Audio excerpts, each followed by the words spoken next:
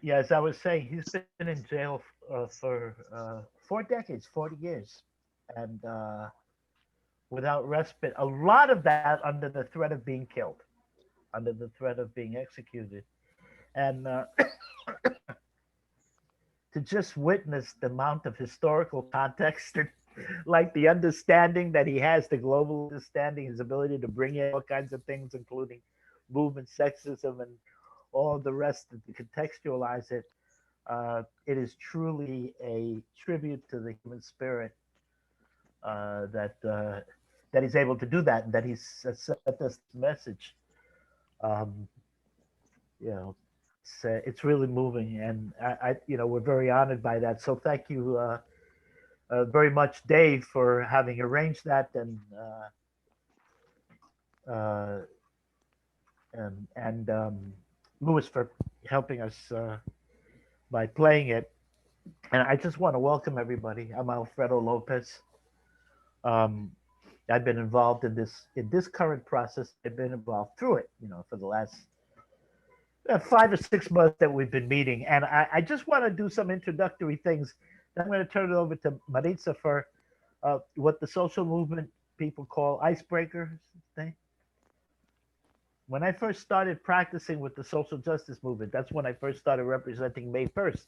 I come from another section of the movement.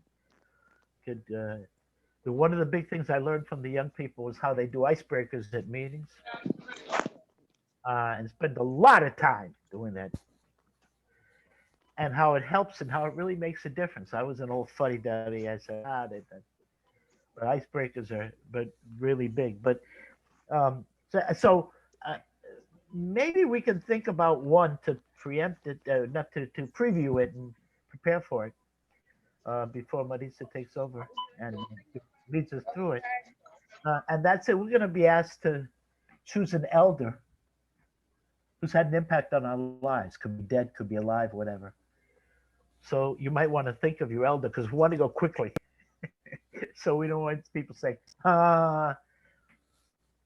who am I going to choose? So you might want to be thinking of it. That's in a few minutes when we go into those exercises. I just want to welcome everybody and just explain a little bit if I could. Um, we are, uh, yeah, I hear the voice of unity. Yeah, I'm reading my email while I'm speaking to you. Um, we got together because we're dispensable as older people. You can see this in almost every aspect of your life. Recently, I was reading the day before yesterday. I was reading the Washington Post editorial. That's the official voice of the Washington Post, which of course is not the most progressive voice in the United States, but and it was talking about how these Democrats are handling this thing that Joe Biden's trying to push through, and one mistake that they're making is uh, they're trying to fund already oversaturated senior programs, and they should concentrate rather on ACA, on the healthcare, Affordable Care Act, and Medicare for working age people. And the implication is let the older people die. And that's the message you get over and over again in all kinds of places. Talking about the many things about you, how to keep costs down, how to include you or exclude you, et cetera, et cetera. But the one thing they never talk about as a policy issue is how to extend your life so that you're able to lead it to its natural conclusion. In other words, where nature takes us. We're not going to live forever. But most of us die preemptively before nature has taken us. And the the reality is that experience that we're having, battling for health care, all the rest of it, living in substandard community conditions, not necessarily substandard instead of housing, but substandard in terms of your needs. All of that seems to be a preview of what could happen to the entirety of the society. Our lives and the difficulties of our lives are a preview of what's going to happen to everyone as capitalism continues to collapse. Um, not only are we threatened, but our knowledge is lost. So one of the reasons why societies keep older people around is because we have knowledge, we have experience in terms of all that gets lost. I'm not just talking about the left. I'm talking about it gets lost to society. The perspectives that we bring to life, that's obliterated. Because on the one hand, we're dying more early than we could. We're incapacitated more early, and in many cases, for a substantial amount of the time we're alive. And then, third of all, we're so freaked about having to survive, we don't think about being able to contribute that. My buddy Antonino D'Ambrosio, the filmmaker and writer with whom I've collaborated for many years, my family collaborates. My son, oldest son Karim, collaborates with him a lot. Says that one of the ways that this society, if the ruling class, preserves itself is by collectivizing amnesia. In other words, blocking off from the understanding, the civic understanding of our history and our experience, just blocking that off. And one way they do that is by uh, killing us prematurely and blocking ways in which we can share that knowledge. And it's even more heavy when we talk about our movement. Um, and so um, you'll see that even the solutions floated by politicians aren't adequate. They're not creative. They're not expansive enough. They're always talking about what every freaking thing is going to cost and whether we're worth it. And that's because as the society collapses, it's looking for ways to spend less and less money on people. And the way it measures that is who can produce the most for it, who consumes the most, who produces the most. And in society's view, the way it's structured, we don't produce as much as younger people do, and we don't consume as much as they do.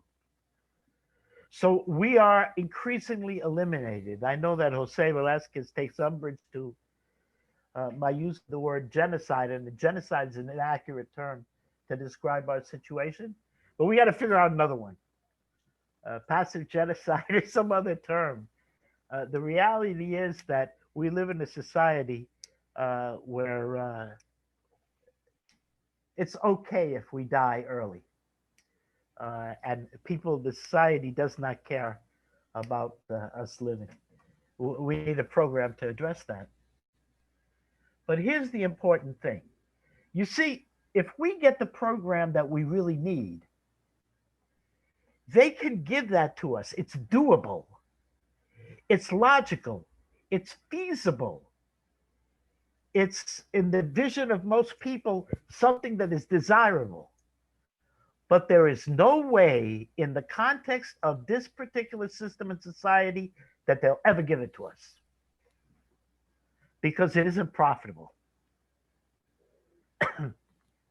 And what we're going to be talking about today really is how to put together and think of a response.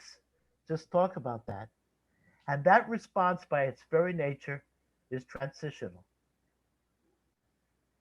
What we really want, what all of us, that's the consensus, what people really want, is something that's eminently reasonable and can't happen within the context of this society and this economy.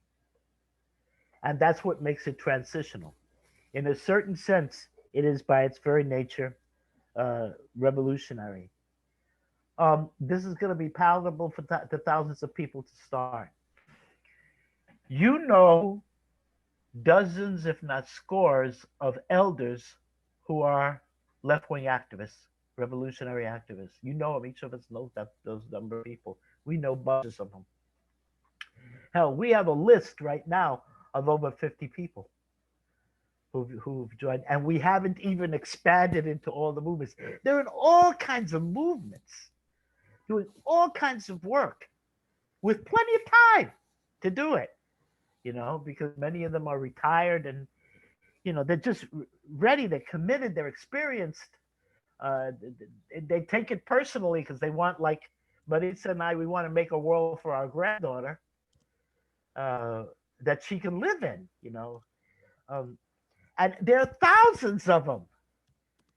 And nobody has taken on the task of figuring out how to address those thousands, how to organize those people.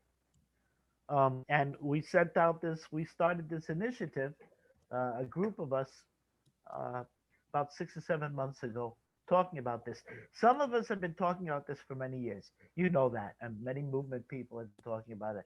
I've been having conversations with people for 15 years about this. Um, the process that we engaged in, it's been a serious process, and we've had 6 or 7 people, up to 10 people, meeting every week or every couple of weeks to talk about what to do next. That's all we're doing. There's two things to remember as we go into this. Number one, this is a process nobody owns. Nobody's in charge of this process. Nobody's the king of this process. Nobody dictates this process. It is owned by the people who engage in it, and that is, among others, the people in this room. And so that, basically is a very, and then on top of that, it's just a process. So what we're doing is we're talking at this stage, agendas that aren't hidden,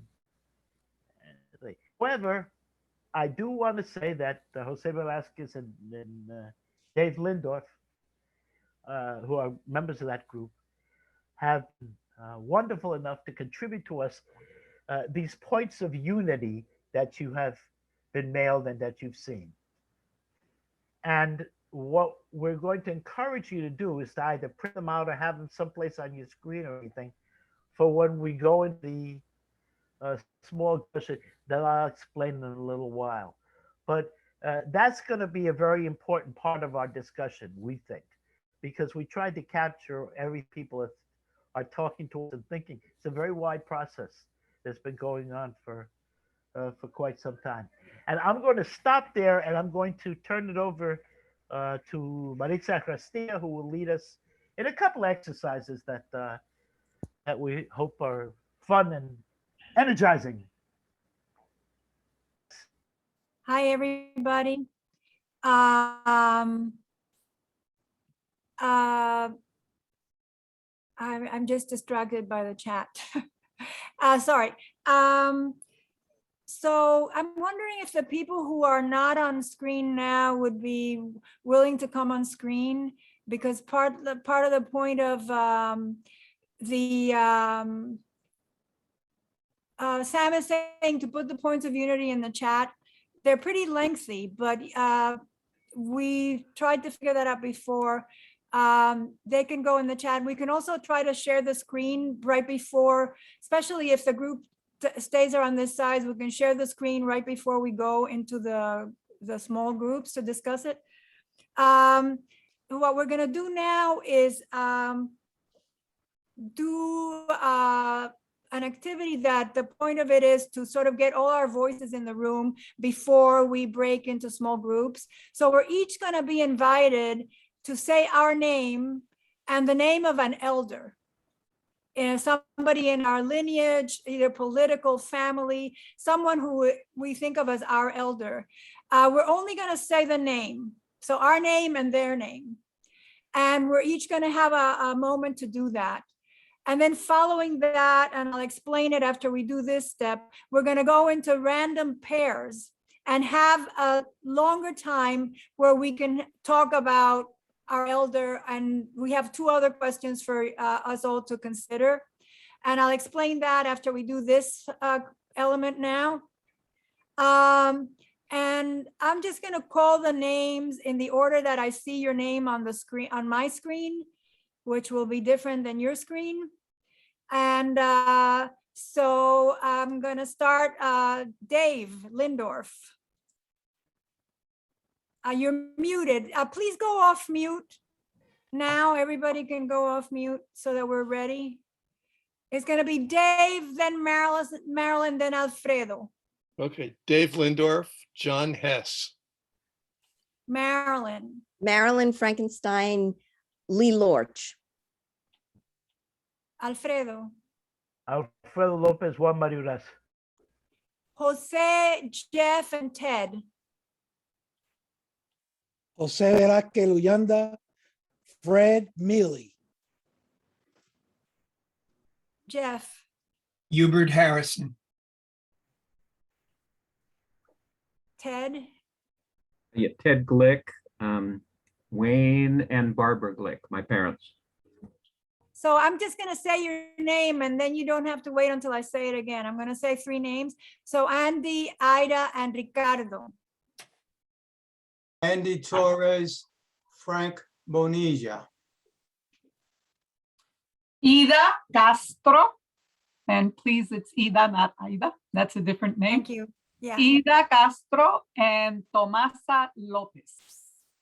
Ricardo Levins Morales, Rosario Morales. Luis, Angel, and Tony. Lewis Head, Richard Moore. Ángel Román, Helen Rodriguez Trias. Tony. Yes, 2 people, Milga Morales Nadal, Juan Gonzalez. Sam, Melanie. Sam Anderson, Bill Epton.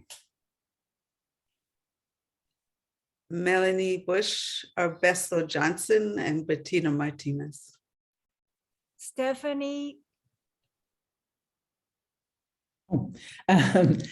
Stephanie Lowe, Barbara and Gustav Lowe. Jill, are you there now? She's at the doctor's. Yeah, I know. I just didn't know whether she was there now. Maritza Arrastia, Celia Sanchez. And now, as a final activity, I'm going to ask us all to go off mute and then to say our elder's name at the same time so that we have like a choral moment together. So 1, 2, 3. Hubert Helen Rodriguez Trias. Thank you. So now we're going to go into pairs. I think I'm assuming that Jill will not be able to join us for this.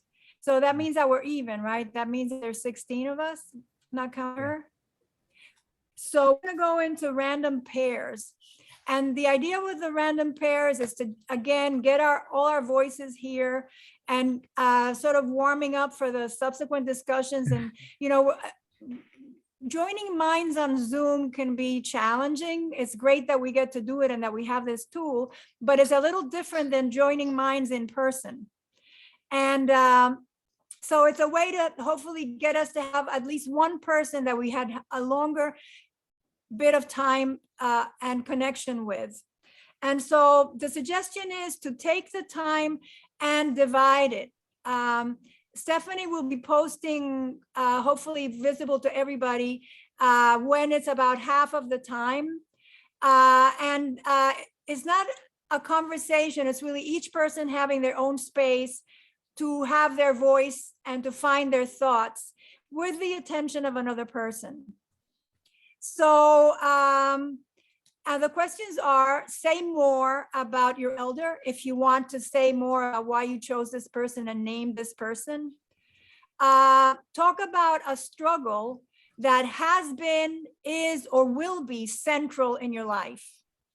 And the next one, the other option is why you came today, why you're here, and what you want to get out of today. Depending on how your mind works, you might have time to touch on all of these, or you might want to dive in more deeply into one of them. I invite you all to touch on your elder, because I think our elders are really key to who we are. And now we're the elders. And part of what we're kind of looking at today is what is our opportunity and our challenge and our responsibility as elders. And if we multiply by the number of us here, there's probably going on 500 years of movement experience here. just in this small sector of elders that are here. I know Sam is a mathematician, so he might have a more accurate estimate, but by my, approximate math, Marilyn. we have And we have a Marilyn. lot. Oh, Marilyn is also a mathematician. So you might have a better number, but well, we have a new arrival now, Sandra Trujillo.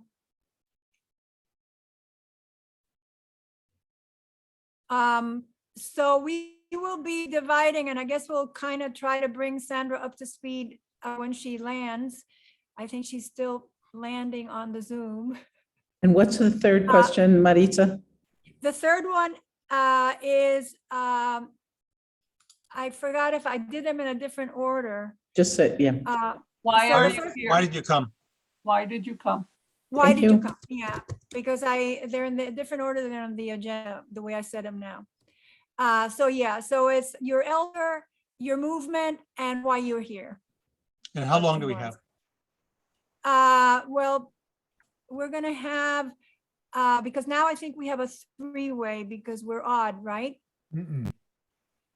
No, we're even. Well, if you take Jill away, Jill's out. That's right. Sorry. Yeah. That's the thing. So, hi, Sandra, would you rename yourself? Because I don't think your name can possibly likely be Sandra. That's Zoilo Torre. Soilo, I don't even Yeah. recognize you with your headphones on. Oh, I'll take them off because I really don't need them. No, that's good. Okay, so Soilo, what we're gonna do now is we just named an elder that's important to us. Do you want to say who's an elder that's important in your lineage of any sort? An elder that's important to me. Yeah, an that- elder in someone in your life, your family, your movement history. Well, I found Juan Maribra impacted me very much. Thank you. We That's carried it. on We're a not correspondence. explaining, we're not Oh, explaining it now. okay, You'll have okay. a chance to explain it in the next activity. That's perfect. Okay, fine. So, and actually Melanie suggests that Zoilo can go in her group right? because she has to leave at 12:45. So we're gonna have, let's say 11 minutes total, like 3 minutes each for the time. So with like a countdown. Don't take a lot of time deciding who goes first, etc. Just go, because that way the time won't get all used up. Oh, 3 minutes each, you said, right? 3 minutes each for talking. And then, but the thing is that they're pairs, so the pairs will have more time because, you know what, Stephanie, let's make it 3 minutes each in the pair, then the three-way will have 2 minutes each. Because, it's like 12:40 already. And then, like I said, try to share the time, like not get into it. It's very tempting to get into a conversation, but particular activity, it's good to each person have their own space to find their thinking. Okay, are we ready? Yep. Okay.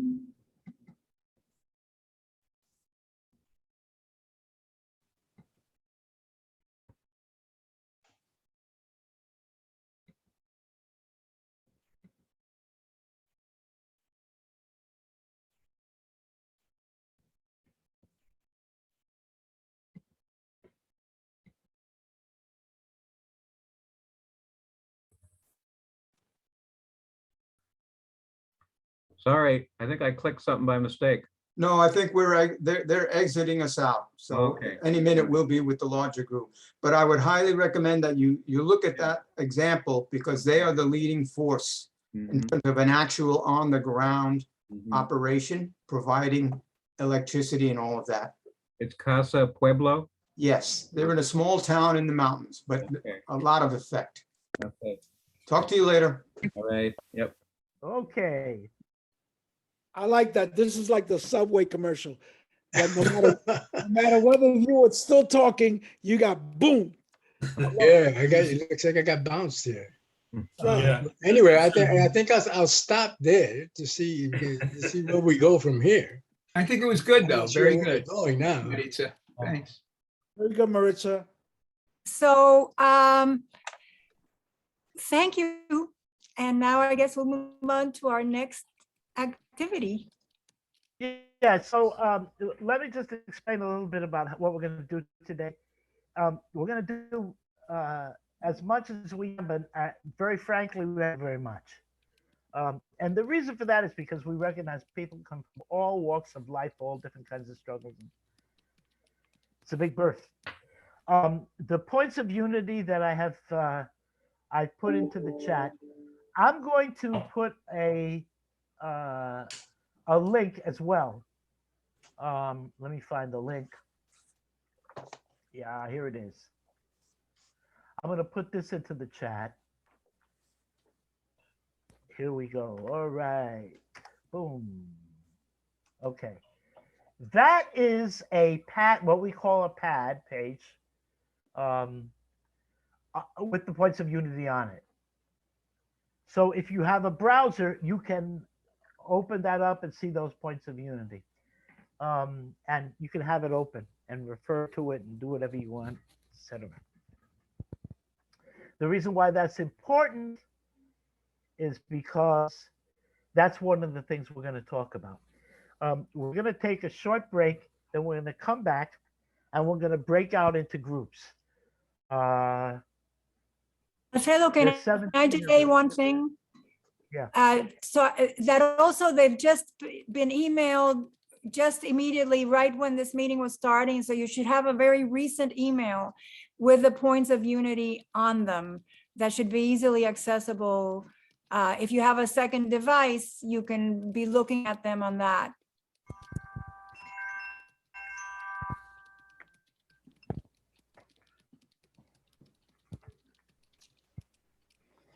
Right? So points of unity. We're going to break up into groups. I don't know how we're going to do this. We'll leave this to Maritza and Stephanie to work out or something. I don't know how exactly what group. I'm working on it. Okay, cool. Thank you so much. We're going to have like what, 4 groups? Yeah, something like that. We're going to break up, and those are random groups. Want to discuss? Well, you can talk about anything you want. I mean, it ain't the dictatorship of the small organizing group. You can talk about, the weather or anything, but probably most people want to talk about a couple of different things. Number one of those points of unity. We would like you to get, we'd like to get as much of your thinking, edits, additions, etc., to the points of unity. Those points of unity were developed based on the understanding of the 2 committee members that I referred to, those 2 guys, Jose and Dave, and our group, or the organizing group. Our understanding of what kinds of issues and concerns, etc., people have. So we put those into points of unity. But it's just a draft. Nobody owns it. It's not written in stone. It is to be corrected. So what we'd like you to do is to discuss that. And, you can be discussing the general situation because that's the background of those points of unity. And start talking about what you think we should be doing, if you want. It's fair game. We're going to have a conversation later on about what we should be doing, but in the interim, we're going to, it's all tied together, right? I mean, one thing with the other. So we want you to do all that in these small groups, and just get to know each other and whatever else you. So Louis had raised his hand. Yeah, I'm just curious because I'm doing something related. Are we going to be taking a break right now before we do that? Yes. We're going to take a 10-minute break before we do that, Louis. Okay? Yeah. And you know where the points of unity are, etc. What else? Okay. So how we? I have a question, which is, I was given 6 names of leaders, so I was going to just divide people evenly So there would be 6 groups. And I don't know if you want any adjustment, given that the numbers are smaller. Yes, please. If you'd be good enough, I think groups of 5 or 6 are the best way to travel here, Stephanie, if that's possible. Well, if you could chat me privately to let me know who I should take out of the leadership role. Yes, I'm going to. I'm gonna do that. But we have to. Let me see. Let's do that now in a second. I'm kind of juggling a couple of things because I do want to say a couple of things about how the group should function. Sure. We're going to have a couple of roles in those groups, and one is a facilitator. The group is free to choose its own facilitator, but if just, we're going to put a resource person in from the organizing committee, one of the resource people, into each of the groups, and that person can facilitate, and will actually start off the process through facilitation. So if you want to go on with that, please do. If you want to change, please change, do whatever you want. So that's very important. Facilitator calls on people in stack. There's some rules that we have, and you have also seen copies of the rules. It's on the pad. We would like people to, make sure everybody gets to talk. There are preferences given to women, people of color in any kind of situation so that they can speak. We do have, it's an intentional conversation. That's not to say that white men shouldn't speak. Of course they speak. I didn't say that. But in terms of the preference, in terms of order of speaking, somebody hasn't spoken before, make sure they talk before everyone else. You always make that choice. You guys know that, so for the facilitator. But here's a real important one you need to scribe, as they call it in the social justice movement. A note taker, a person who will jot down what's going on in the conversation. We need the major points in the conversation. You need not take down every single thing. The major points in the conversation and any consensus that people want. For example, adding to or changing elements of the points of unity, that's something you got to report. Objection to particular phrasing, concepts, or the presence of particular ideas. That's something you've got to, you have to report out. And when I say report, it's because you're going to report. After everything is through, we come back. Each of the, what we call scribes, will do a report, a short report, 5 minutes, on what happened in each group. And so, are there any questions about that, folks? Are we clear? Okay.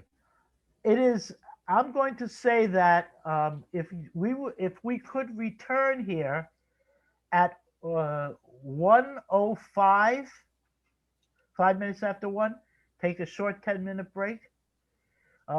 In part, I absolutely know that all of you have spent the last week studying the points of unity. So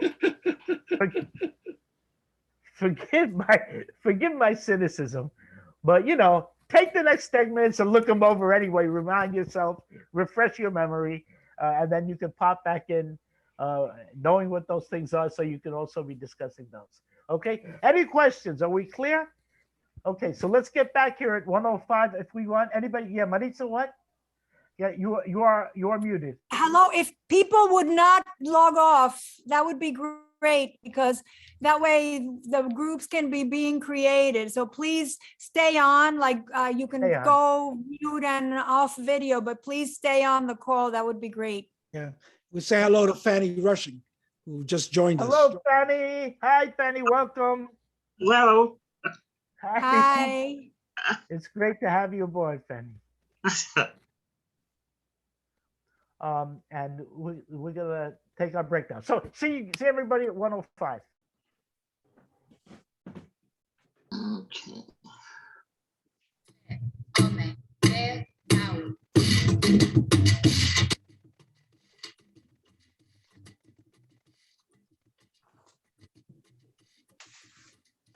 Banda rebelde, en la banda rebelde que cantaré porque somos chicanos, de East LA, ay arriba y arriba. Ay arriba y arriba y arriba iré, yo no creo en frontera. Yo no creo en frontera, yo cruzaré, yo cruzaré, yo cruzaré.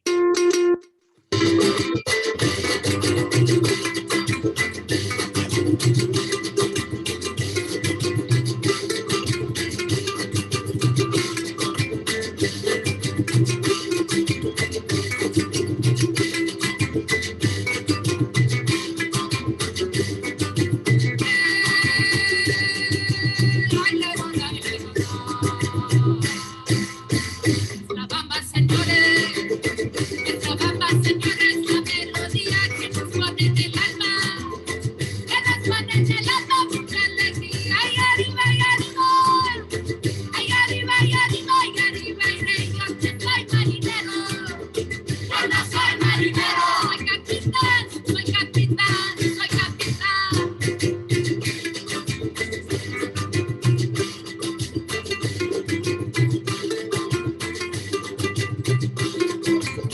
Ya no llores, llorona. Ya no llores, llorona. Mi gente lucha contra leyes racistas.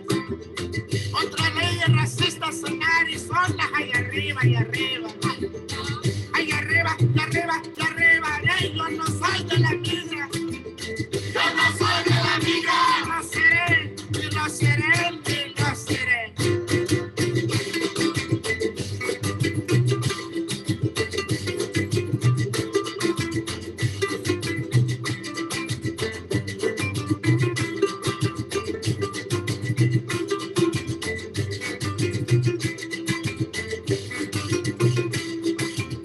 Yo sí vengo del valle, yo sí vengo del valle de San Gabriel, porque allí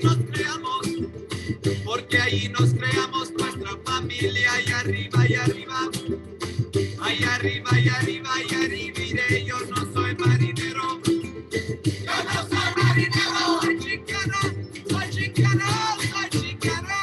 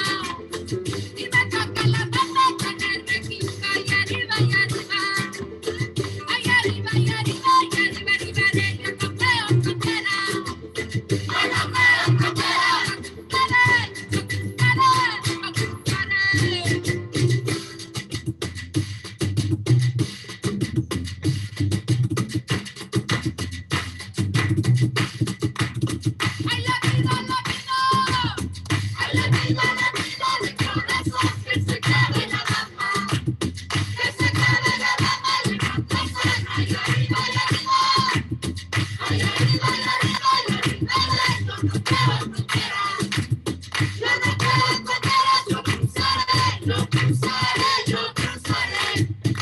¡Ay!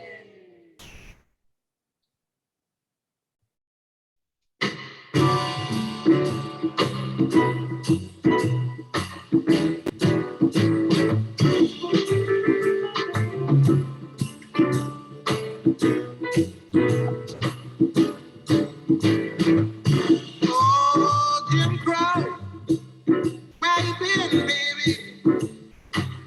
Down Mississippi and back again.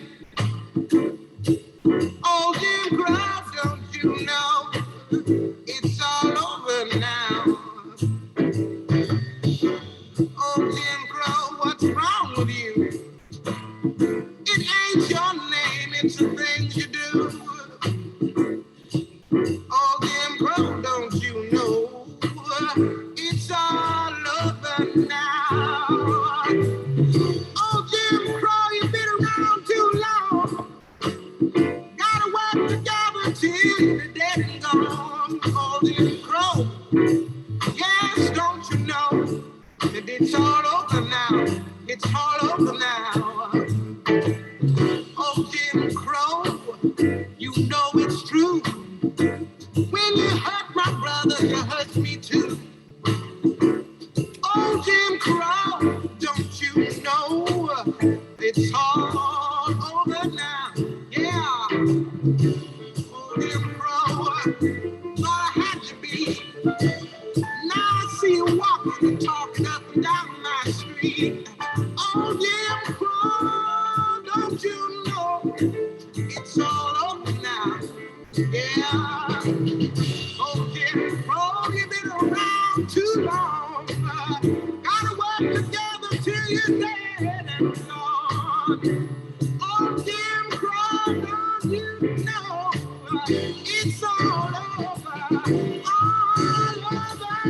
Oh, Lord, it's all over, all over.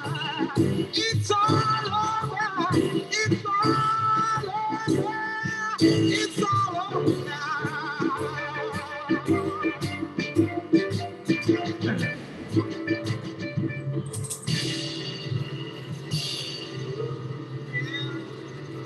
I think we're all back.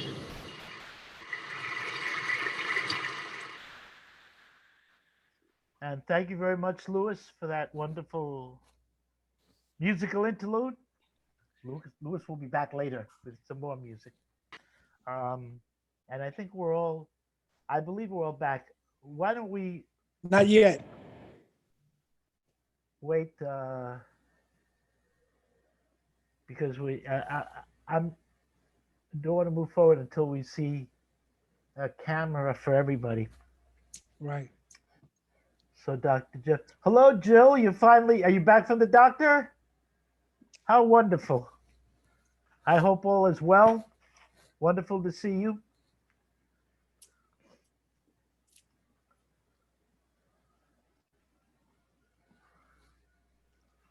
And Alfredo, are we still going until 2:15 in the small groups? Yes, ma'am. Yeah, please, if Okay. that's okay. And Stephanie, I believe that Maritza and yourself have selected 3 of our. Yes, Could you say who those people are? Because they may not know. I'm not sure. yes. Marilyn, Dave, and Andres. Is Andy back? Not yet.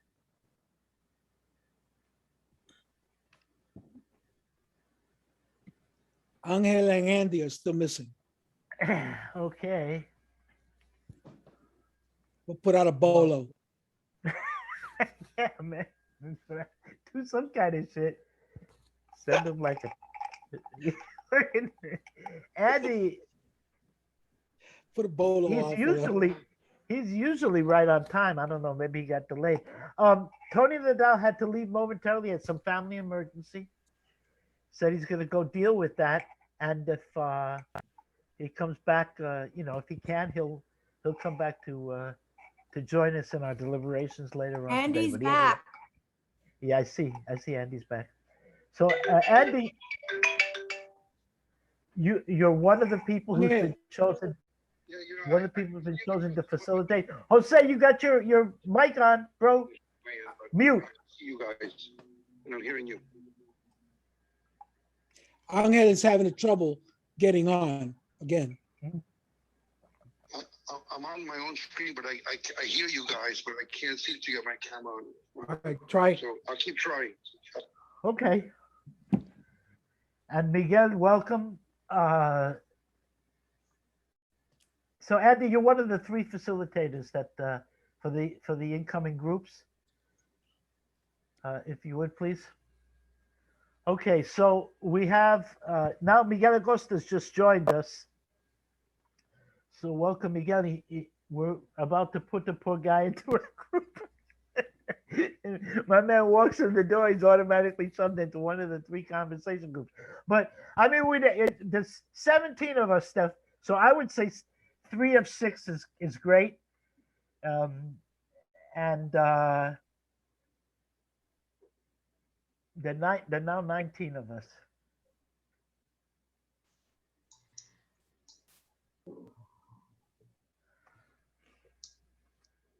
The groups are set up, and those people who just signed on, I'll have to add them to the groups once I open the rooms.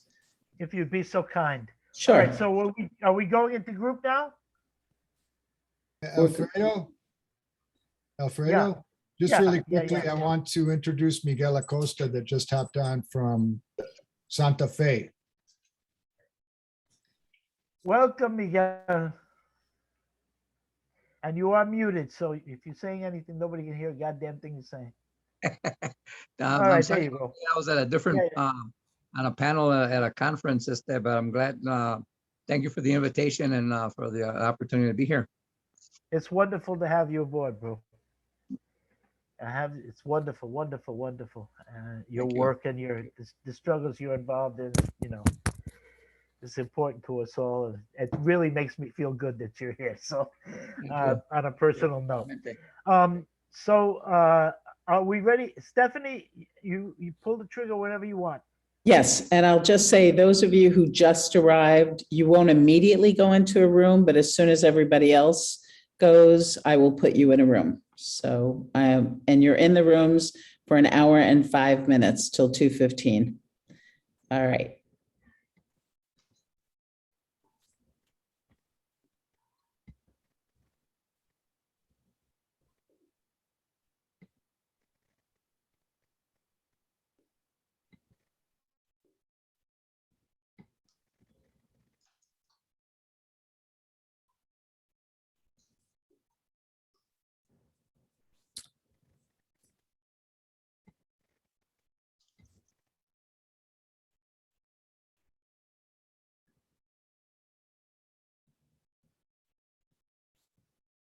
Fanny, did you get the invitation?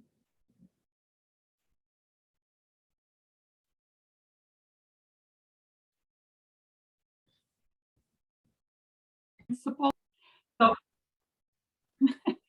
so we thought that this principle could then encompass properly the concept of state authority and militarization of police, and how does that relate to communities, right? Self-sustaining and feelings of safety amongst themselves, as well as they relate to police.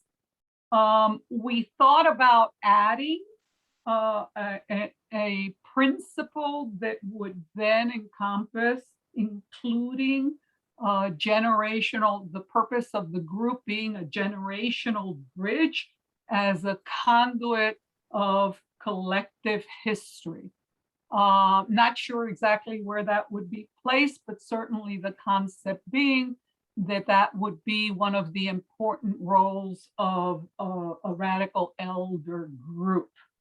And lastly, we started talking about actual strategies and thinking about how we could organize, and several ideas came about. One of them was to build up to a conference early next year. And that generated some interesting discussion. in terms of how to organize and how to lead up to such a meeting. And we thought and posed and pondered about trying to do something, a small thing that would be foundational, that the group could then build upon and attract others with that kind of success. It was brought about that the organization Mi Gente, for example, started really in the grassroots and kept a very broad strategic and tactical approach where they would use whatever was necessary in the toolbox to address the particular concern that they were leading to. So to that effect, we kept discussing and thought that maybe creating smaller groups of action that would increase conversation, would increase visibility and build up, right, a community of interest for a group. Once it's established that this group, there's a group of elders that are really taking action, that we could then meet in a conference to really look at what else could be done on a broader scale. So the last point we talked about is that for today and immediate future meetings, it is key to understand what is it that we're going to do and what will be our primary focus and how is it that we're going to accomplish, right, those priorities. That's all she wrote. I will ask my group one, if there's anything that I left out, I apologize and feel free to jump in and add. Hearing nothing, if there are any questions of this group, feel free to ask the group. And thank you, Eva, for doing that. Right. I was in the group. That's a terrific summary. But I think we're going to do the questions after the report backs. So Okay. do keep in mind, and that was also a model of a succinct report. Who's next? Jose, is that? Am I seeing something? No. Well, let me, I'm just gonna, to keep time going, I will call on somebody, and you're not necessarily a reporter, but your group will report, unless somebody volunteers. I'll volunteer. Okay, great. And I was in a group with Sam Anderson, Andy Torres, Maritza, Miguel Acosta, and Stephanie Lowe. And I'm going to try to do this. Had a great discussion. Overall, people felt that the document is positive. There were a couple of people that had participated quite a bit in developing the draft. It was expressed that we hope our direction doesn't take us in the direction of, or takes us in a direction other than AARP, but rather one of the, that's reflective of the American radical tradition and the role of elders vis-a-vis progressive forces. Sexism in leadership needs to be more explicit in the document, reference to that. And part of the work has to be working with young people to address forces of misogyny.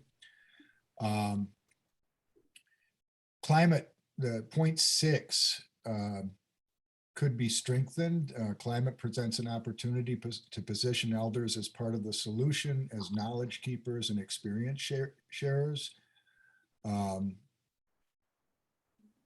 It was pointed out that elders, just like children, are one of the sectors globally as being in the most perilous positions. And this includes people in the global south, but also migrants from the global south into the United States. Need a reference to settler colonialism in this document, and maybe some discussion about it, because people have, I think, differing ideas about that. Maybe not around this table though. But some of us come out of settings where we've worked all our lives with land-based people, and that's something that's very close at home for us. We need to stress intergenerational organizing explicitly. There are huge gaps in terms of understanding movement history due to the breaks that have taken place, going back especially to around the time Reagan was elected. And, working in an intergenerational space, we got to create something that works. All of us, young and old, bring a lot to the table, but there are systems and frameworks that we need to create. For example, just having to do with technical capacity, assumptions that are made by younger folks in terms of elders, and several other things that we talked about that were really good. But one thing that's important is that in order to really do intergenerational work, elders have to be organized to be able to take that on. They can't just be individuals treated as icons or whatever in doing that work, but also elders have to realize that they got to leave space for young people to do what they got to do, and sometimes that's hard for those very icons, or whether they're iconic or not. Point 7 on education, it was stated that it's not so much about excellence in schools per se, but access to the education that they need to succeed. The biggest problem has to do with social determinants that people are dealing with when they're coming into schools.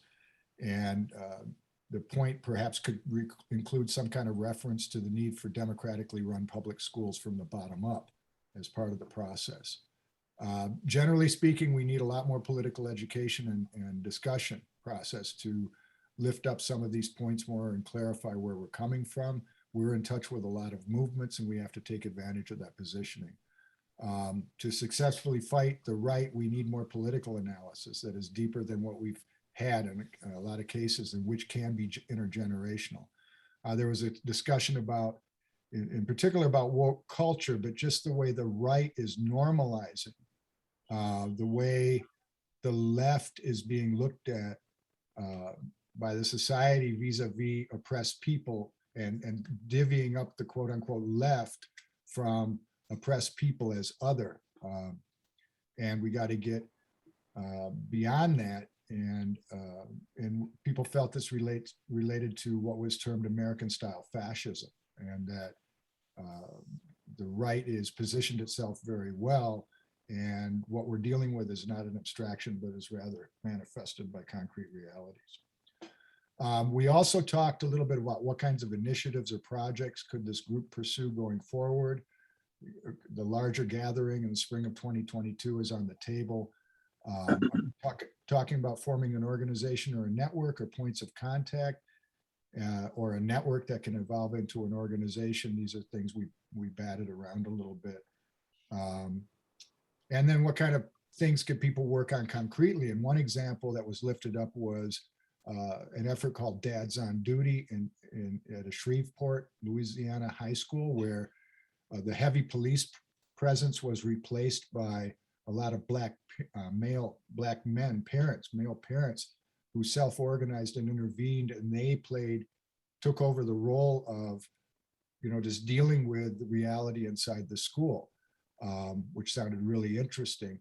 One of the things related to that is the whole question of how can elders participate, and if they don't have the conditions to have time on their hands, we have to work to make it more likely that people can participate. And this goes back to Social Security, Medicare, housing, food security, and so many other things, right? To give people stability so they actually can participate. And the two go hand in hand. Another thing we spent some time talking about was the whole thing of 501c3ism, and that we need to, what was termed that, we need to address this as a group. Can the question be raised at some point? Do you agree or disagree with the organization not going the private nonprofit route? One example of a failure in people's experience was what happened with the Black Radical Congress when they went after money from the Ford Foundation, and it put them in a downward slide, just going in that direction. Also, need to be aware that, it's quite possible that emerging out of this process, there might be a subgroup of people that want to take the ideas and run with it forming a nonprofit organization, getting a lot of foundation money, taking up space, doing that, and really being potentially a distraction from the broader work that has to take place. So that's an important conversation. And also just, recognizing what it means to be working in a mass movement as opposed to just being some kind of small activist project, that the work we do has to become mass-based and situated within mass movements. And yeah, hope I did it justice. Okay, thank you. Terrific. Maritza, did you want to? Sorry if I missed it, Louis, but did you mention what we talked about, having an explicit aspect in the points of unity about fascism? I might have missed it. I didn't lift it up as much as I might have, but that was something that definitely got said. We need to speak explicitly to fascism as it's being manifested, whatever we call it, whatever term, however we do that. That would be something we should do in this point, in the points of unity. Yes, thank you, Maritza. Next group.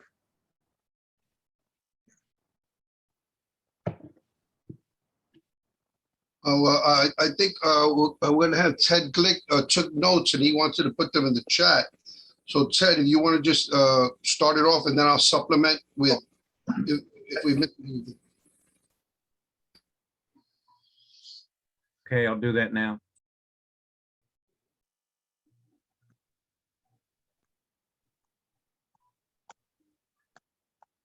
Oh.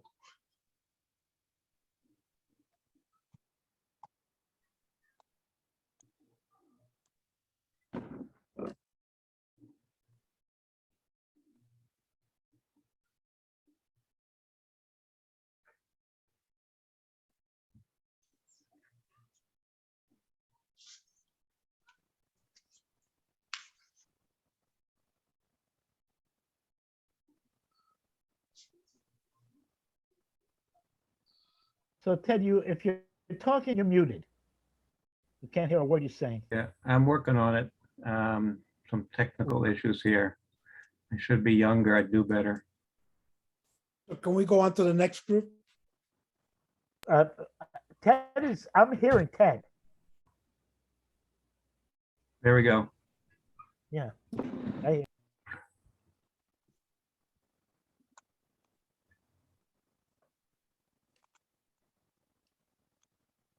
I think are you trying to paste the thing in the chat? Maybe you could talk first and paste after. It's in the chat. Oh, okay, thanks.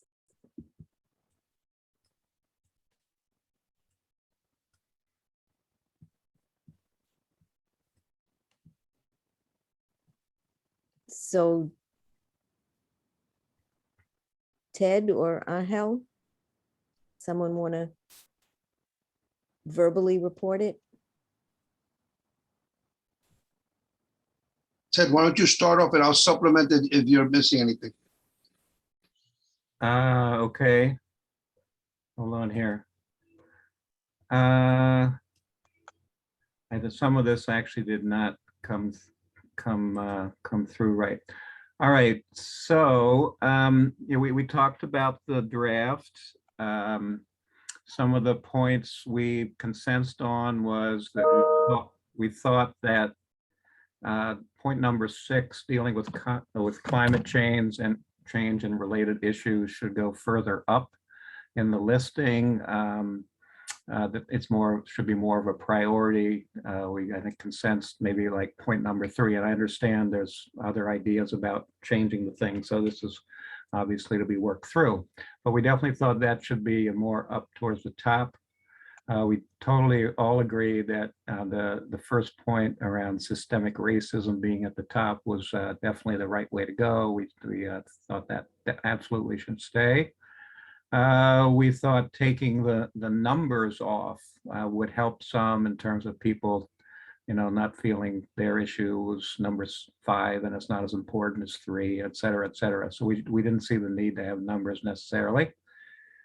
We also agreed that ageism as a specific thing should be incorporated. I don't have it before me, but I think that might be point 3, where there's a listing of different, all the different things that, happen, all the negative isms that happen. We actually had a good bit of discussion then about what kind of an organization are we talking about in this effort. It kind of, to kind of short, maybe not get too long into it. It seems like we pretty much came to a focus on the question of, are we more of a network? Do we see ourselves as building a network or an organization? I think most people felt that at this point, certainly we're talking really about a network. That doesn't mean this could not develop into more of an organization with more structure, leadership, et cetera. But several people, well, at least one person spoke about an experience with a network she's part of that began in the 70s, and it's still going, and it has been useful and helpful to people from the particular area. So there was a fair amount of discussion back and forth about that whole issue. We did discuss how having a network, having an organization of people like us, elders who have a radical political perspective, et cetera, a lot of experience in the movement. That could be certainly that would be important in terms of us being able to intervene, speak up, have some impacts. Sometimes, in meetings, elders are kind of disrespected, not listened to. But then there's also discussion about the importance, and this was, I think, mentioned just earlier here.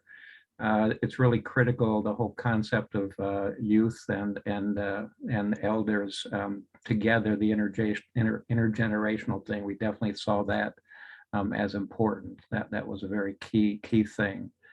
We definitely, that youth are really critical. Young people organized, it's just always been critical in revolutionary movements. And so that's a very important concept, I think, or a perspective that we need to maybe more fully go into.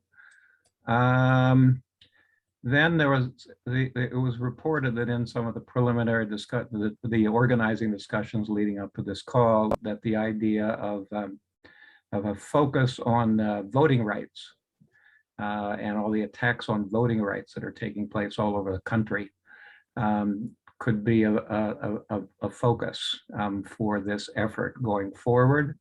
Both in terms of the particular impacts on people of color, in terms of what's happening, but also that these changes that are being, legislative changes that are happening in states where the Republicans are dominant,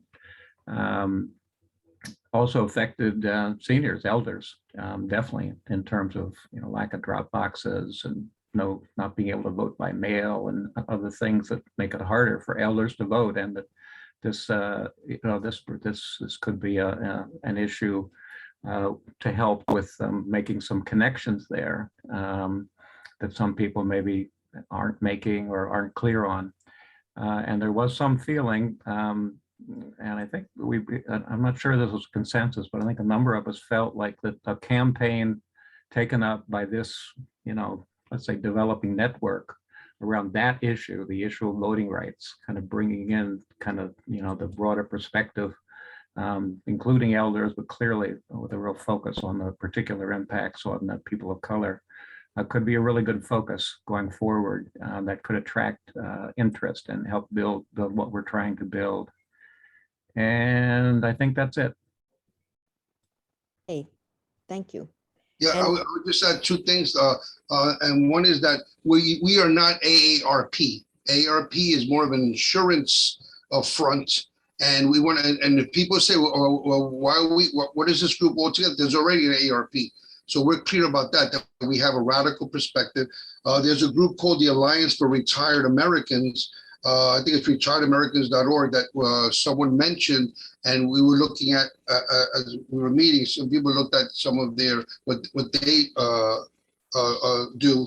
And then we also discussed the idea like the Gray Panthers, I think someone did outreach to them. So we don't know what their status is in all this. And that Bill McKibben, the environmentalist, is starting an elder group. I think Ted mentioned. So just to look at what's to scan, what's in the horizon, but that we definitely, there's a place for, the work that we want to do. Great. And the final group, who's reporting?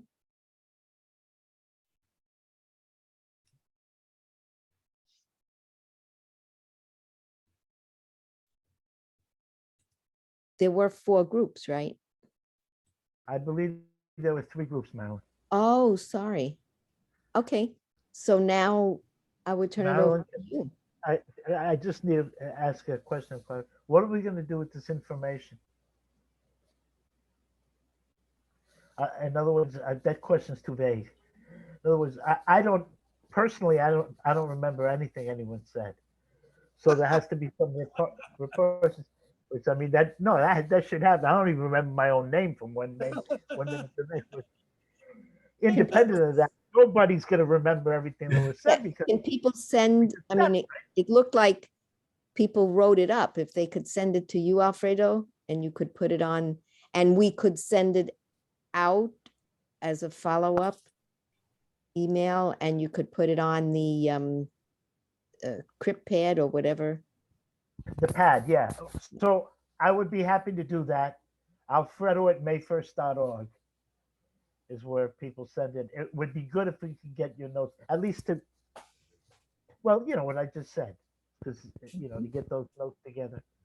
If that's possible, I would appreciate it. Thank you. Thank you. Okay, anything else before we turn it over to Maritza for the final plenary discussion?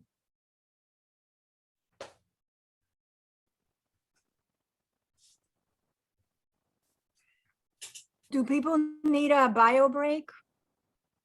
A couple of minutes of a break, or are you ready to just roll on? Let's roll. Okay, one person has spoken. And nobody else has disagreed, so we're good. Let's go. We Okay. break early. So given that we're not doing a bio break, I think it's important to do at least a rest the eyes break. So I'm gonna just ask you all to rub your hands and close your eyes and cup your hands over your eyes. And just let the eyes rest for a little bit, because staring at a Zoom screen takes a lot of energy.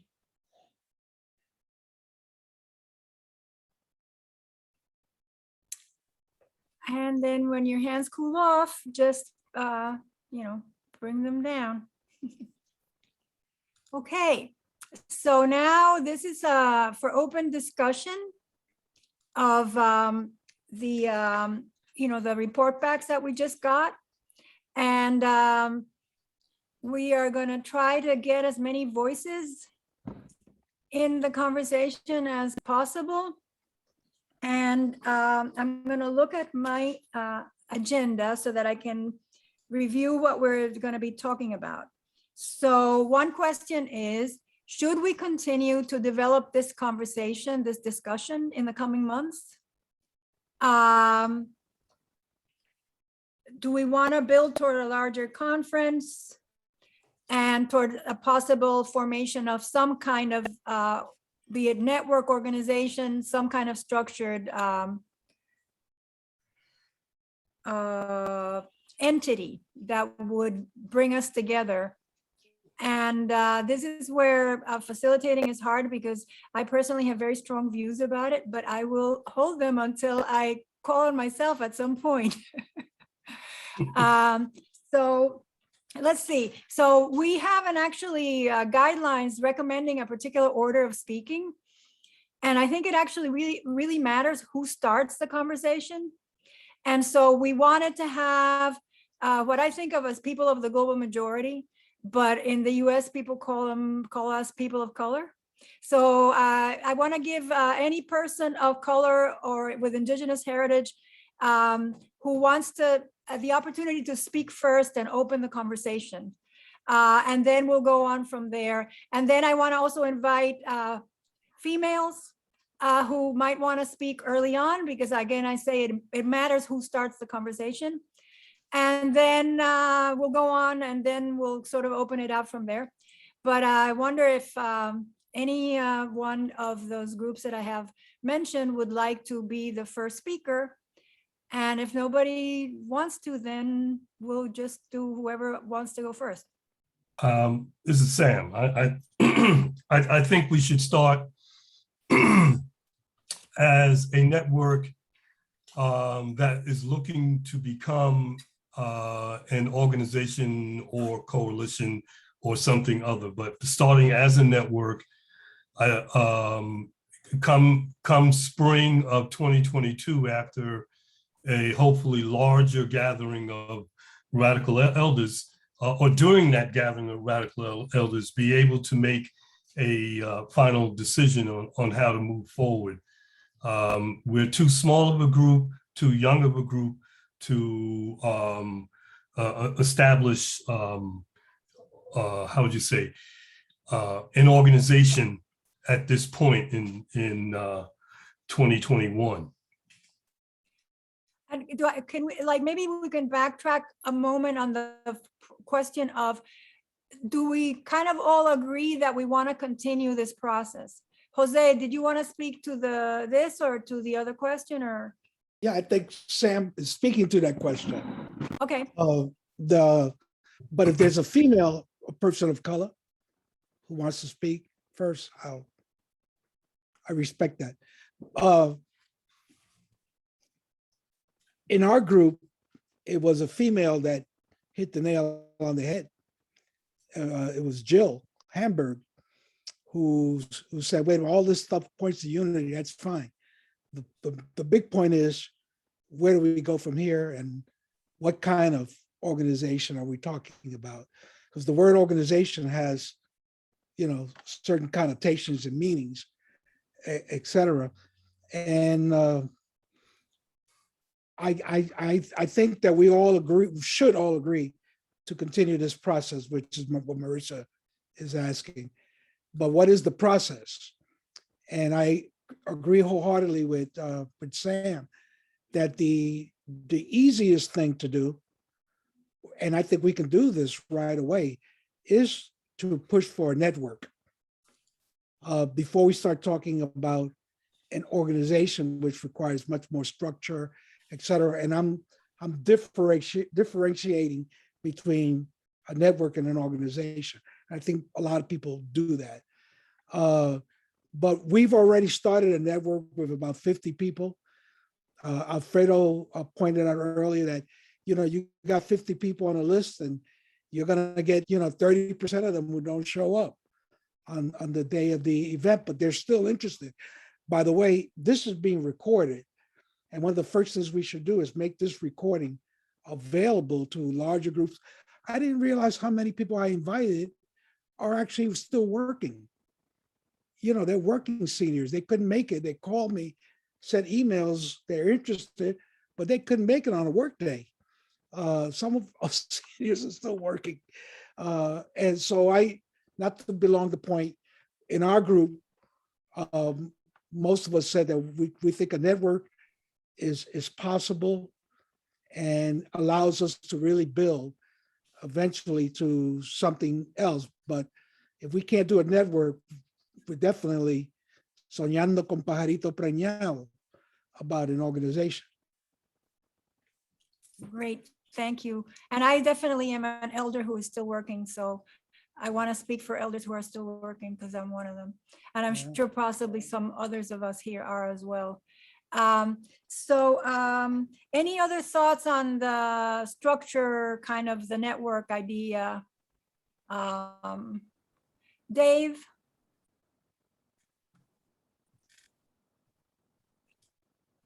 I thought actually that Jose had a wonderful sort of metaphor, and I wanted to give it. He talked about boiling an egg and how people do it different ways, but he said, you know, we're sort of like doing the method of the people who put the egg in cold water and then light the fire. You know, it's way too early to be an organization, but you know, I would carry it further from where he said it so aptly that you know, I think we're ready to put the egg in the water, and we need to, at the same time that we move towards some kind of a meeting in the spring, like we said, that we can start lighting the fire by pursuing the agenda item that we all agreed was the most important one, which is pushing this idea of how elders share the electoral blocking issues with the minorities who are the target.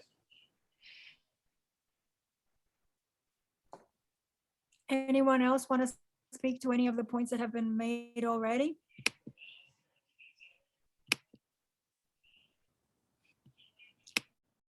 Angel. Angel, it's funny, I couldn't see, your hand seemed to be coming from one of the faces behind you. Came out of Antonia Pantoja. Who is that? You brought 5 people to the meeting. This is Antonia Pantoja, and you have a few other Puerto Rican elders.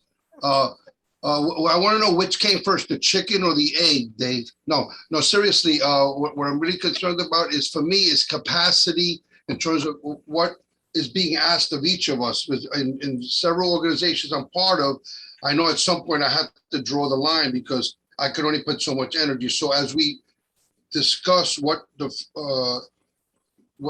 kind of an organizational formation we want, that's of concern to me in terms of whether, like as an organization, then that tells me we're going to need, you know, leadership and minutes and bylaws and so on and so forth. So as we discuss this, that's kind of something that's in the back of my mind. But the idea of a network, I think, has more of an appeal, and it seems to be more inclusive. So I just want to put my 2 cents in on that issue. Marilyn? Let me see if I can be clear on this. I think it would be a really good idea if we could figure out a small thing to do as our little network. In other words,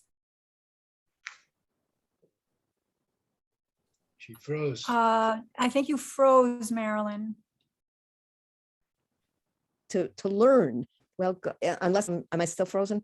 No, now you're back. Okay, to figure out some small thing that we could do together as a network to learn from, to have some impact, to see, so that as we're talking generally about forming a network in an organization, we could actually see on the ground, what is it that we might, what it's again, in an experimental small way, what kind of, and in speaking about like what kind of voting rights project or, you know, something else that we agree on that we could do, we would begin to get a sense of what kind of organization we would draw more people in and, you know, see how it evolved in a concrete way as we were simultaneously looking at how that fit the unity principles, et cetera. Thank you, Marilyn. Any other observations, comments? Louis, you raised your hand. And Ted? One of the things that came up in the organizing committee discussion the other day was not getting into how we structure ourselves right now, but rather looking at this as an ongoing process that brings people together, and through the dialogue and conversations that take place, we get a better sense of what kind of organizational form we might want to take. And I really like that because I don't have any problem with the idea of coming up with something we can do now, but I think it's a little bit premature. I really believe that we have to bring more people into this circle and there have more of a discussion among many other things about what kind of form we want to take. Now, I also agree with what was said that in effect, we already are a network. There's, like, as was said, there's been about 50 people that have been in the circle in one way or another. So that's something that's happening. Please mute. Hello? Soilo, please mute. Thank That's you. something that's already happening in practice, but we should leave it more fluid, hopefully more open and generative. And I agree, organization is a pretty heavyweight word for people for all the reasons. But I think we got to get someplace to be able to talk about that. Ted, did anybody else ask for stack besides Ted now that I missed? Okay, thank you, Ted. Yeah, I don't know if I'm jumping the gun a little bit here, but apologize if I am. I'm thinking out of this discussion that there might be two things that we should do coming out of this. Well, at least two coming out of this meeting. One of them is obviously to kind of finalize these points of unity based on the input from the working groups. That's kind of obvious, but I think what we should do with that document then is to widely circulate it and to get lots and lots of people, hundreds if not thousands of people to sign it. It's a way of identifying essentially kind of our constituency, right? And concretely beginning to build this network out through people signing on to this document. So I think that's I think that would be I think that fits with where we are, and I think it would be a good way to kind of build out and begin to identify and get connected directly with more people, radical elders around the country. The second thing is that I don't think we've agreed on this, but everybody who I've heard who has talked about it favorably. This idea of having a project. Maybe for the next year as the primary thing, if maybe the only thing as a network that we do, this whole voting rights focus. Clearly that's a huge issue, a whole issue of voting rights, and we work on it both in terms of the impacts on people of color, low income people of color in particular, but also elders and the impacts on them, and draw those connections and help to educate maybe the broader progressive movement about those connections and how this is something that people can be raising as they go about their voting rights work. So it seems to me those two things, if we move them forward, have some potential, some real potential. Anyone else want to speak to any of the things that are sort of emerging in a kind of proposal type of form? Alfredo? Yes, please. Thank you. I just want to say, I think that singling out any issue to work on at this point is really premature, in my opinion. We do have 50 on the list, but 50, I know for a fact, any one issue that you single out will alienate half the list. I don't mean alienate them in that they won't send you a Christmas card or anything like that. I mean alienate in terms of they won't want to work on it anymore. And examples of voting rights issue, I support the voting right work that people are doing, but I would never spend any time as an elder working on that issue as a priority at this point. It doesn't have enough generative impact as an issue. I think that 18, 20 people that we've been 20 at a point. It's really too small a group. And looking at the people, you know what I'm saying, in terms of what each person's doing, I think it's really too small a group to to begin a concrete campaign. I understand what Marilyn is proposing, and I understand the spirit of it and agree with the spirit of it. But I think if we could wait and just do like what Ted said, do a statement, send it out, recruit some people, and hold a larger gathering sometime next year, and then start working on campaigns, I think we probably would be much better off. I mean, that's my 2 cents. That's my personal reaction, if you will. Ricardo and Ida. Yeah, so I guess this is sort of formulating into a proposal. First of all, I want to say that one of the privileges of being a movement elder is being able to come up with ideas for other people to do. And I'm saying that in terms of capacity, I'm in a place where, as an artist, I am a pollinator, and I have my hands in a lot of different fronts of struggle. And I love, having the knowledge and the connection to be able to do that cross-pollination work, and can do support work in the context of this network. I'm not in a position to make it a central priority of this is my main focus is going to be building this network organization. So I want to put that in place as a disclaimer, and then say that what comes to mind as far as what might help build this organization is to set an endpoint, which would be not an endpoint, but a beginning point, which is the kind of gathering that Alfredo was talking about.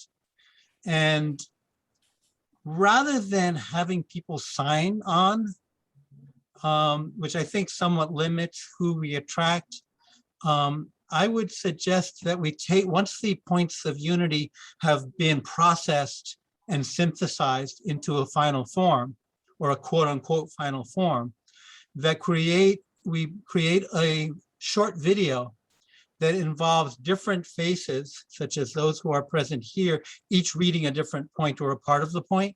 So you have a succinct presentation of elders speaking a radical truth, and then point people toward the website, which will be kind of a focal point to say, and we're building toward a conference on April whatever, or whatever the date is, and here are some ways to connect, here are our documents, and perhaps to lead toward that, have a number of essentially webinar discussions, panels, or just conversations where we invite people in to talk about one or another of the issues that are raised in that Points of Unity document. Thank you. Ida. Yes, so I love the ideas just submitted and articulated by Ricardo, and I think I can supplement somewhat that thought, because I was thinking about communication and how this group can advance communication by changing narrative. I think that a lot of times the true problem is the narrative, right? How people perceive what is being done for them or to them, and how are they framing their thinking about that. And I think that a group like this one, that is as thoughtful and as knowledgeable and as committed as this group is in every facet of your own activities, that perhaps we can think about what are the main issues concerning communication and current narratives, and how do we change that so that we can impact not only elders, but really everyone by making sure that they hear and they think about these issues with a different framework, right? And that is all about communication.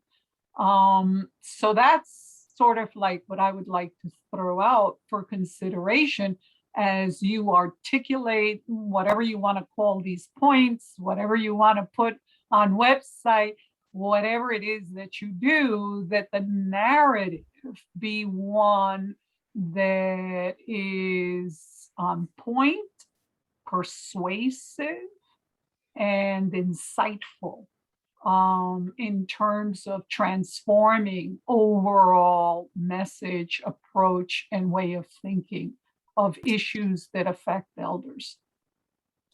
Thank you, Ida. Other comments to any of the kind of strands that we are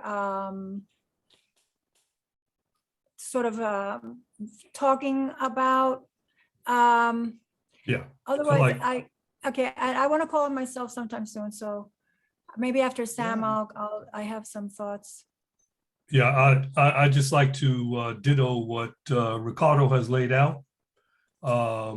It can his concept can spread much further than what we have traditionally done prior to this level of the internet. You know, because you have your YouTube, you have all of the social media things that and if not all of us, some of us are networked on many of them.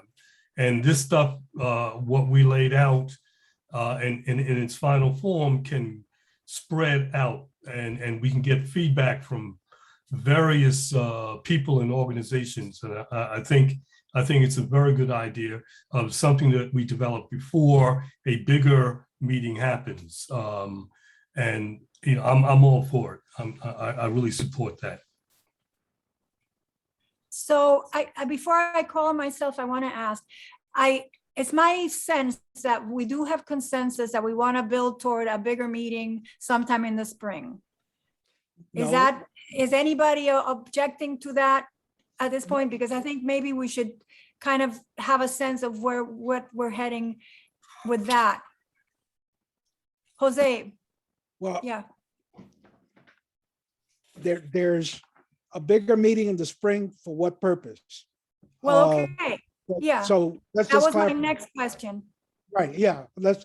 Alfredo said something really important. I'm just thinking about what point in boiling the egg are we in? Alfredo said something I agree with, that Marilyn brought up an issue, which I think we all agreed in the spirit, but he said it's too early for us to start talking about particular issues. Then where are we in the point about the network versus organization? That's a question we have to answer sort of today. And then the other issue is, are there any intermediate steps between now that we only got 20 people and something, whatever it is, much larger in the spring or whatever, and what exactly is it? So I have a lot of questions. Okay, so I will call on myself because I wanted to speak to some of these points. I guess it's kind of to go back to the poultry metaphor, terrain, is a little bit of chicken and egg kind of thing, because the way I see it is that whatever next step we do does require some kind of larger gathering to decide. I don't think that even on the question of network, I mean, I think we don't have the capacity to decide we're going to be an organization today, but we don't necessarily need to decide we're a network. We are organically a network in that we're an email list and we're here. So I guess my question is on capacity. The group that's been working so far has been kind of bigger and smaller, but it's been roughly around 8 people coming together. And I'm wondering if those of you here are in a position or have the degree of interest or life situation that would allow you to be part of expanding into a continuations group that could continue to hash out some of these kind kinds of questions, because I truly don't even think that we have enough of us here to have a definitive answer on any of them. But they're all really good questions. And I wanted to say, I agree that taking I think the work that we did today on the statement is really good. All the thinking that came out of the small groups really gets it a lot clearer and a lot sharper. I would always still like to keep calling it a draft statement because it's still in process. And then figure out how to disseminate it. I love the idea, Ricardo's proposal that Ida really also likes, of coming up with then some kind of video expression of our statement. But that's also a question of capacity. Like, do we have the resources and capacity to actually create it? So, so all those things are kind of questions that I think I see. I see some people putting on the chat that they're interested in. Let me see if I can. People are saying, Ted is saying he's up for being part of a continuations committee. Dave is there too. Marilyn is asking for stack, which I didn't know. Marilyn, do you want to talk now? Yes, you didn't miss me. I was waiting till you finished. I just want to be a little clearer about what I mean and why I proposed what I proposed. So maybe someone will be able to get reform it in a better way. I'm not clear what we will do. In other words, if we wanted to work on voting rights, let's just say we all want to do that. There are a lot of organizations, really good ones, and even ones that are close to the left and some that may even be left. You know, Black Voters Matter, for example. So what would we do? Would we interact with them and say, we're a group of elders who can help, you know, what can we do with you?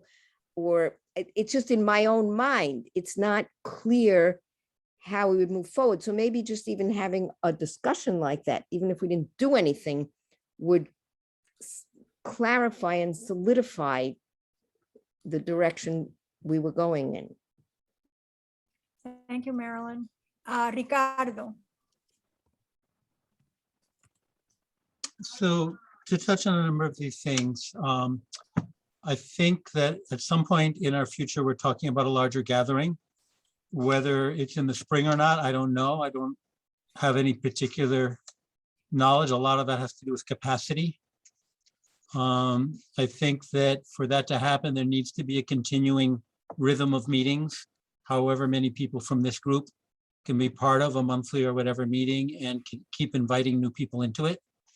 And I think the idea of within that of whether some kind of public action as well, I mean, as far as the video type stuff, we have to create capacity if we decide that that's a, you know, something that we want to do, just like we need to create capacity to hold a gathering and to reach out to people. The idea of having some kind of an action, I think that could work, but I think that needs to come out of further discussion. And I believe that the idea there wouldn't be that we're committing this group to say, be part of an ongoing organizing campaign around voting rights. The idea is to figure out some way to put ourselves on the map as a new voice for elder people that's rooted in a radical perspective, and that's part of a social change movement. And finally, so I think that timing of a meeting or whatever has to come out of whatever group is continuing here. And that also has to do with what kind of capacity emerges in that group. You know, a few months from now might be easy to do, and it might be a real stretch depending on what kind of leadership emerges with enough capacity to really focus on it. And finally, I think that the ideas that emerge about what we want to do will determine what we decide to call it. Whether we call it a network, an organization, or some other term, I think that's the chicken that emerges from the egg, right? And we need to sort of, what is our North Star? What role can we play in getting us there? given our capacity, and that I think will determine the rest. Thank you, Ricardo. Jill, and then Andy?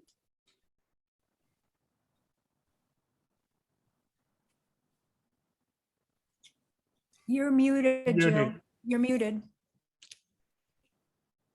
Whatever eventual decision is made about a much larger meeting, conference or whatever you want to call it. I think a couple of people mentioned that given the list had 50 people, that there were a lot of people who registered and wanted to attend, but because they're still working or had other commitments, couldn't, that at the very least, the next step would be to hold a weekend meeting where more people, a lot more people could come and you could get input from a lot more people. I think that's before any decision about something larger is made. The second is, I think there are a number of things that came up about what other organizations are doing, whether they're organizations of like the Alliance for Retired Americans or the Gray Panthers or the Bill McKibben's new organization, or I mentioned that Sunrise organization, at least in California, has a over 35 group now. But to be more systematic about seeing what else is out there before the next meeting of the 50. And then the other that I should have raised in the smaller group is whether a consideration should be made to taking the points of unity and keeping the content largely the same, but translating it into what I'd call plain English, in the sense that it kind of reads like it's written for people who already know the vocabulary and what all the different isms mean. Even the term points of unity, I was looking at other groups, it's principles or agreements or something that's less, coming off this kind of super, I mean, we can be left without sounding like we're a small group. Anyway, those are the 3 points. Thank you, Andy. And then Dave. The question of capacity, I just want to throw something out based on my experience in the last 5 months working with the group of 8 that got us to this point. Concretely, I think that to move ahead and to follow up on all the ideas, excellent ideas that have been laid out earlier and right now, we need to be talking about a group of at least 15 to 20 people who can commit themselves to meeting every 2 weeks. And in terms of the lead up to that final, whatever outcome is, be it a larger group or whatever, and following up on these different ideas, the best of them, right? It's going to take a weekly meeting in that last month or 6 weeks in the final push. So I think that, we have discussed this in our little group, that one of the outcomes of this meeting today has to be recruitment to a more tightly, a more endowed group of folks that can push to the next level. That's my feeling. Dave. Muted. You're muted. I would second Andy on that. I was going to say that I think there are some concrete steps that we can take from this meeting towards what Andy is saying. I think we should see whether there's people who can commit. I would also say that, we keep talking about the 50 people who registered, who had enough interest in what we're doing that they wanted to sign up to attend, maybe hoping they could, and then couldn't. I'm also employed, self-employed, but working all the time and missing a deadline now. I think what we could do, here are my suggestions. One, we should all go back to organizations that we are active in and report on what we're doing now and see whether there are people in those organizations who see the merit in it and want to participate. That's a simple multiplier. The other is we should have a specific contact with the people who registered and couldn't make it, maybe with the sending them the recording of what we did so that they can all look at it if they want to, and telling them what we're doing going forward and seeing if they want to participate, because they did show major interest. And the third thing, and then I'm done, is we have a website. We should populate it with you know, a link to the recording, and with I mean, Alfredo and I talked about having news related to you know, the issues we're concerned about that could be linked on that so people could go to them. I will write an article that could be posted on it and that I will put in other websites. If we have something we can link it to, I would have it linked to it. So it wouldn't, I would suggest places, you know, like Counterpunch and my own news site, and tarbell.org, which focuses on Medicare issues and stuff, would publish the top of the article about elder voting issues being part of the issue, you know, that relates to attacking minority voting, and put it on our site so people have to go to the site to read the whole article. But we can do a lot of things like that using the website that would build knowledge about what we're doing. Alfredo. Yeah, thank you. I'm going to be blunt about something, and this is in the category, I love you all, you're my family. But there's no way this group can move forward with anything other than more discussion. We have no one from Indian country here, no indigenous activists from the community that was the original people of this country. We don't have any people from there at all. And there are people talking about the concept of elder. That's a concept, that's an indigenous concept. And we don't got nobody in there. And then we have no Asians, you know. And I think that we are our representation, although I don't want to get into tokenist thinking, that, you know, that kind of assignment thing. But there are a number of brothers and sisters in the what is generally called the black movement of people of African descent, who aren't here and who should be, and who actually have expressed some kind of interest. We got to bring those people into this conversation, guys. Before you even think about a concrete activity or anything like that. That's why I'm talking about that, having a larger conversation in the coming year, like the beginning, at first, like in March or April, and build up to that by involving these people in it. And then at that point, that's a conversation that can really mean something. Because you see, you don't want to start doing something that doesn't mean nothing. You know, you start, let's do this or let's do that, and it doesn't amount to anything. Anybody will tell you it's good to throw the first punch, but make sure you knock him down. You know, if you miss the first punch, you're in big trouble. And if you go out there and spend time on an activity initially, and it has no real impact because it's missing all these communities, it's going to hurt us. So I'm thinking that in this conversation, what do we think Indigenous leadership believes about the different issues that we've been raising? For example, what is the perspective of the various, and there are about 7 or 8 different movements within the Asian community on these different issues? You know, what do we really think? What is the real reaction?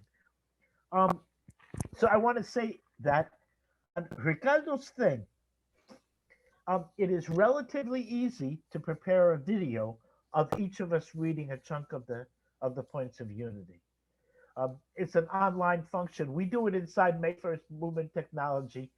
There is a website where you can go that your camera picks up a video of you, and you save it, and then we collect them and put them all together. I could do that, or a lot of people can do that. Just put them all together. We do it all the time. So that's not hard to do. I mean, it's hard to do a really good video, but that kind of video of people just reading it, which can be very effective, is not at all hard to do. And I think we should concentrate on doing that, having this group, as many of us as possible, meeting every couple of weeks to start developing where we're going, work on the points of unity, and start with a sense of modesty, and then figure out how to fill out those things. Where are we going to get these people from that we need to to bring them in here? How are we going to bring them in? What do we have to say and talk to people about to convince them? Jose, and then I'm going to call on myself again briefly. Let me ask something so that you can be pondering this. And not to put anyone on the spot, it's not to put you in an embarrassing situation at all. I understand that everyone has very busy lives, but I would like to see a show of hands before we leave of any of you who feel that given your current situation, you do have the capacity to do what Andy described of coming to X interval of meetings while we're trying to figure out that next step and the outreach to these constituencies that are key to include in our project. Jose. I couldn't be more in agreement with Alfredo than, so I don't need to repeat it. I put on the chat a minute ago, I wasn't trying to be cynical. I said, well, who's we? Who's this we? And the positive thing about this meeting is that it has accomplished its goal. Remember the goal, the essential question that we threw out at the end of the agenda? Are we willing to continue the process? And what I hear from everyone is a resounding yes. But it's a process that's just beginning. And with 19 of us, it's nowhere near, Alfredo says we need more eggs in the water to boil. And that's true. So, but we all agree to continue the process. Yes, Marissa, I am willing to be part of that process, but this has been an overwhelming accomplishment. But we're just beginning.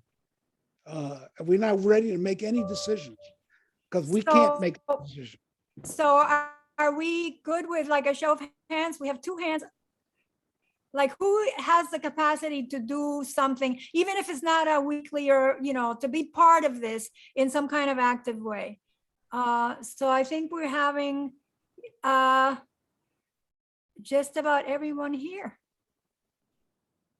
So I think that that's a great place to end. Alfredo and Jose, I think, summarized. I want to do a one-word closing before we leave. But I want to invite if anyone has a burning point that you want to make before we go to our one-word closing. Jeff Perry has Jeff, and then Ted.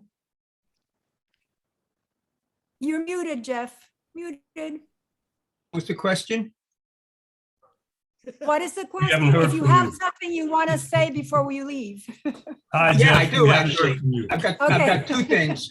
One, in the small group, I explained that I thought we should use anti-white supremacy as opposed to racism. Second, in one of the later sessions, there was a comment and it was thrown out, settler colonialism. I think we have to be very wary of that phrase. I'm coming out with a new edition of The Invention of the White Race for Verso Books next month. And I make the point is made that in the 17th century Virginia, the pattern setting colony, 3/4 of those being brought to Virginia, European and African Americans, were chattel bond laborers. This is before racial slavery and before they set up the whole system that we know. They weren't white, and they were certainly not settler colonialists. They were being brought here against their will for the most part. And this is important because settler colonialism implies people coming with an attitude that they want to go as settlers and colonize. But that's not how things got set up in this country. I think we have to study that more carefully. And I don't think we should use a phrase like settler colonialism loosely. There can be much more discussion on that. But the new book is coming out next month, the 3rd. It's going to be a compact edition. And if I may, one last thing. Thanks, Jay, for this. www.jeffreybperry.net has all kinds of free information on Harrison Allen, race and class. One of the videos on the invention of the white race just passed 300,000 with slides. Jeff, take a look at it, folks. Jeff, put the connection in the chat. Thanks, And Sam. then You always everybody got will my have back. access to that. Yeah. Thank you, And Jeff. thanks, Jay. Dave. Thank you, Jeff. Dave. I saw you had your hand up. No? I did. Oh, it was Ted? I wrote Jeff. I wrote Dave. Sorry. No, my point's really quick. I agree, definitely. Lot of outreach, a lot of connecting, a lot of discussions. All those things have to happen. But this is not an insignificant group of people here.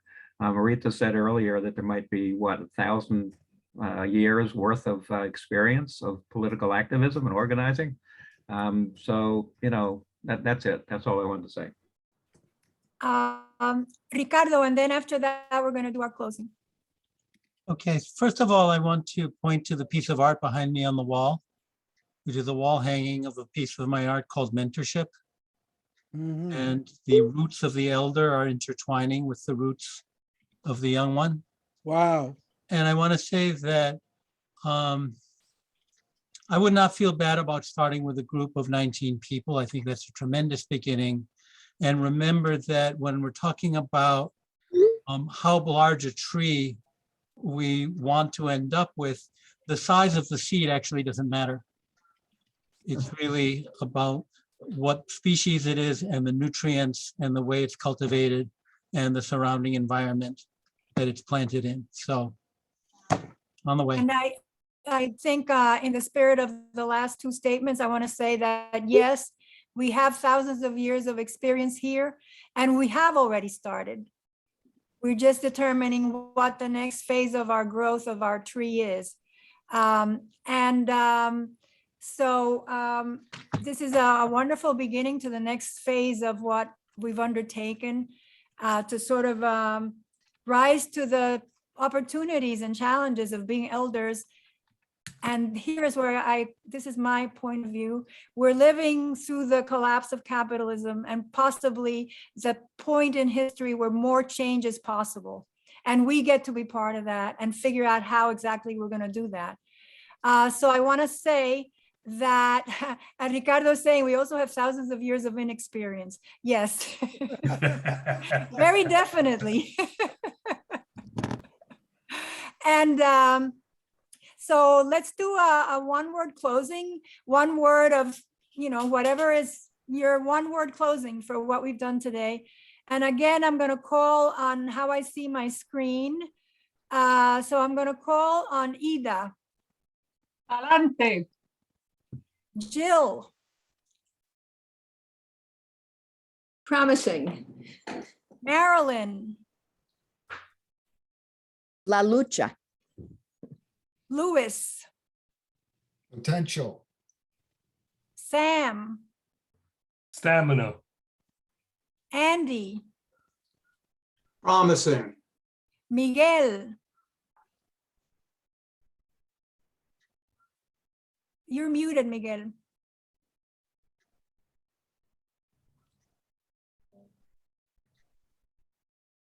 Sorry, agradecido.